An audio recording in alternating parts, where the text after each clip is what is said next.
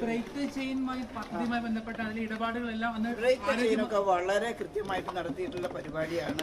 ഒരു സന്നിഗ്ധ ഘട്ടത്തിൽ വളരെ പ്രയാസമുള്ള ഒരു അവസരത്തിൽ കോവിഡിൽ നിന്ന് രക്ഷപ്പെടാൻ നടത്തിയിട്ടുള്ള പ്രവർത്തനങ്ങളെ ഇങ്ങനെ ഓരോന്നായി എടുത്തിട്ട് പ്രത്യേകിച്ച് എന്താ പറയേണ്ടത്, ഒരു വാർത്തയാക്കുന്നത് ഒരു ശരിയായ രീതിയല്ല. അതിലൊന്നും ഒരു തരക്കേടില്ല. ആശീൽ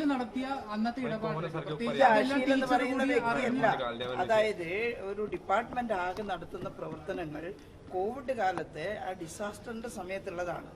അതിൽ ആർക്കെങ്കിലും സംശയം തോന്നിയിട്ട് എന്തെങ്കിലും ഉന്നയിച്ചാൽ അതിന് കൃത്യമായിട്ടുള്ള മറുപടിയുണ്ട്. അതിലൊന്നും യാതൊരു തരക്കേടുമില്ല. അതൊരു ഗവൺമെന്റിന്റെ ഡിസിഷൻ അനുസരിച്ച് നടത്തിയിട്ടുള്ള, ഗവൺമെന്റ് അപ്രൂവ് ചെയ്തിട്ടുള്ള കാര്യങ്ങളാണ്. എല്ലാവർക്കും ഇപ്പം മറന്നുപോയി നമ്മൾ എന്തുമാത്രം പ്രയാസമാണ് കോവിഡിൽ അനുഭവിച്ചത്. കോവിഡ് പടരാതിരിക്കാൻ നമ്മൾ എടുത്തിട്ടുള്ള ശരിയായ സമീപനങ്ങളെ ഇപ്പോൾ അതിൽ നടത്തിയെടുത്ത് ആരെങ്കിലും ക്വസ്റ്റ്യൻ ചെയ്യുന്നുണ്ടെങ്കിൽ നിങ്ങൾ ആരും അങ്ങനെ കാണേണ്ടതില്ല. അതിന് കൃത്യമായ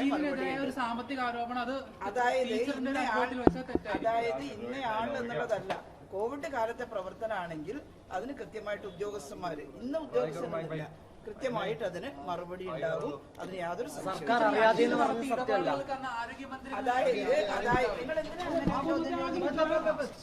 അത് കൃത്യമായിട്ട് ഞാൻ മറുപടി പറഞ്ഞിട്ടുണ്ട്.